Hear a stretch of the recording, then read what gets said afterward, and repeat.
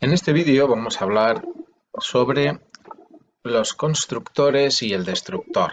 Muchos de los conceptos que vamos a comentar los han estudiado ya en la asignatura de Fundamentos de Programación y los hemos venido utilizando hasta el momento. Aunque sí es cierto que vamos a incorporar, vamos a presentar conceptos nuevos, como el caso del destructor, y vamos a profundizar en algunos apartados, quizá algo menos conocidos sobre los constructores. Bien, empezamos por los constructores. Los constructores son métodos que se ejecutan cuando se crea un objeto de la clase. De ahí su nombre constructor. No se hace una llamada explícita al constructor, en general, sino que se ejecuta automáticamente cuando se crea un objeto de la clase. La manera más simple es cuando declaramos un dato de una clase. En este caso, como puede adivinar, lo que se va a ejecutar es el constructor sin argumentos de la clase. Pero también, y aquí es una de las novedades, cuando se aloja un objeto de la clase en el heap. En esta instrucción vemos que P es un puntero a un dato de un tipo de una clase, en este caso secuencia enteros, podría ser de cualquier otra clase, y ejecutamos una instrucción new, de manera que cuando se reserve memoria para un dato de tipo secuencia enteros, ese objeto se va a alojar en el heap y su dirección de memoria se va a copiar en el puntero P. Bien, pues la manera en la que se crea el objeto en el heap, el objeto de la clase secuencia enteros, cuya dirección se copia en P,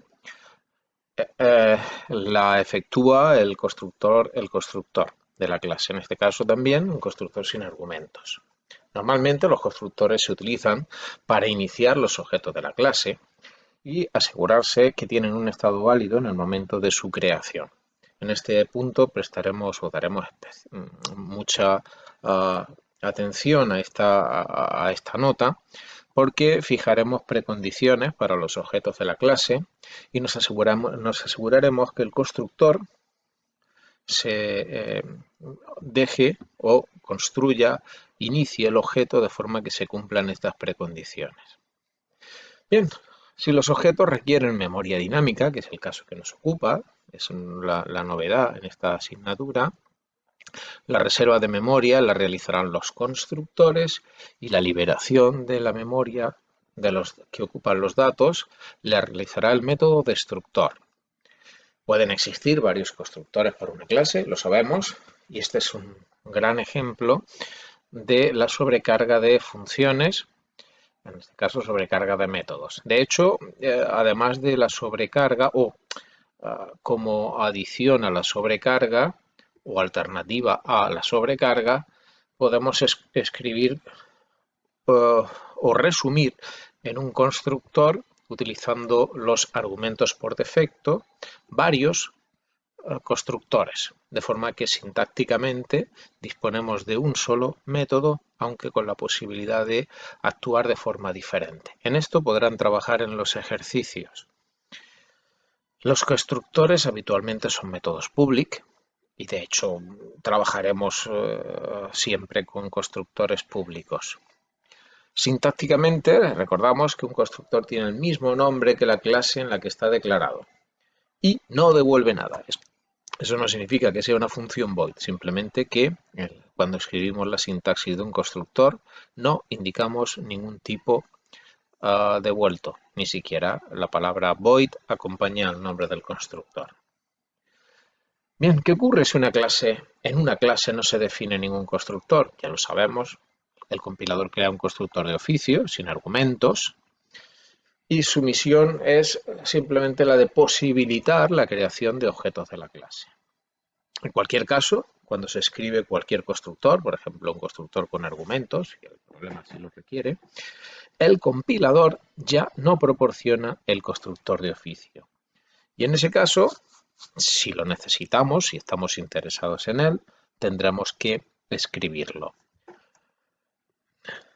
Nosotros aconsejamos siempre implementar este constructor básico, el constructor sin parámetros. Equivale a un constructor por defecto pero nosotros podemos controlar y personalizar la creación y la iniciación del objeto. De esa forma, aunque incluso aunque el constructor, aunque el compilador nos ofrezca el constructor de oficio, nuestro consejo siempre es escribir ese constructor básico, ese constructor sin parámetros, para que nosotros tengamos el control absoluto de esta situación. De manera que podamos personalizar la manera en la que los campos se van a inicializar. Bien, un ejemplo. En este ejemplo simple tenemos una clase, en la clase test2. Recordamos que en la sección 4.1 ya hablamos de la clase test. Aquí la ampliamos ligeramente porque vamos a añadir un campo privado al que nosotros hemos llamado MSG. Como puede ver, es un campo string. El objetivo de este campo privado es que ahora, cada vez que se crea un objeto de esta clase, vamos a añadir a este campo privado un mensaje, un string, de forma que podamos ver cuál es el objeto que está en ejecución, por llamarlo de alguna forma.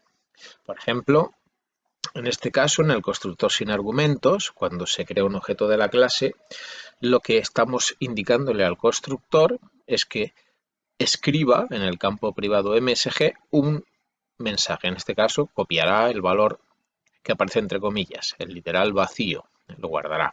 De forma que, de esto ya de manera paralela, tenga en cuenta que se trata de una clase de demostración, mostramos un mensaje indicando que ha actuado el constructor 1, en este caso el 1, hace referencia al constructor sin argumentos, y mostramos el contenido del objeto.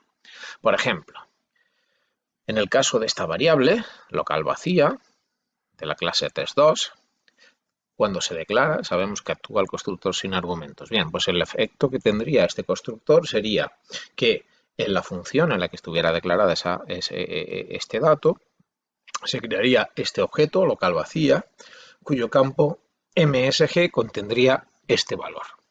¿Vale? De forma que siempre podríamos saber cuál es el constructor que ha creado cada uno de los objetos de esta clase. En este caso tenemos un constructor con un argumento. Fíjese que tenemos un constructor sin argumentos y un constructor con un argumento. Estamos sobrecargando el método constructor, que recibe por valor cat. Cat es de tipo string y ese valor que se recibe se emplea para inicializar la variable privada MSG, con lo cual estamos particularizando este constructor y haciendo que escriba en ese campo lo que nosotros le indiquemos.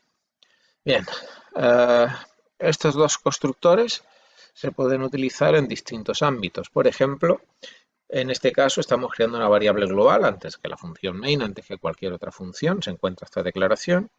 Y observe que estamos inicializando el campo MSG con este valor. Aquí actuaría el constructor 2, el constructor con un argumento.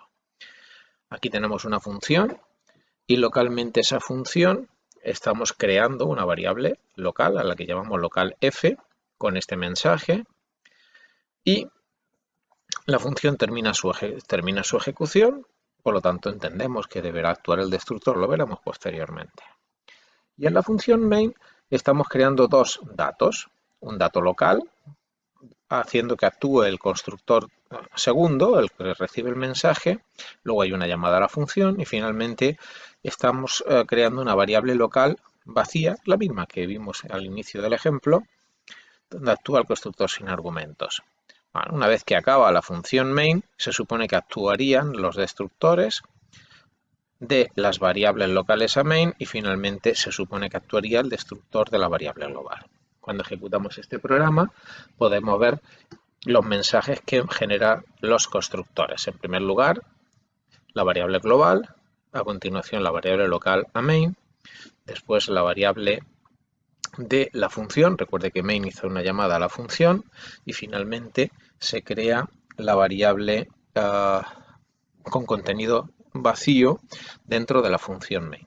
Observe que no hay ningún mensaje de destrucción porque no está actuando el destructor, al menos no le hemos dado ninguna tarea. Bien,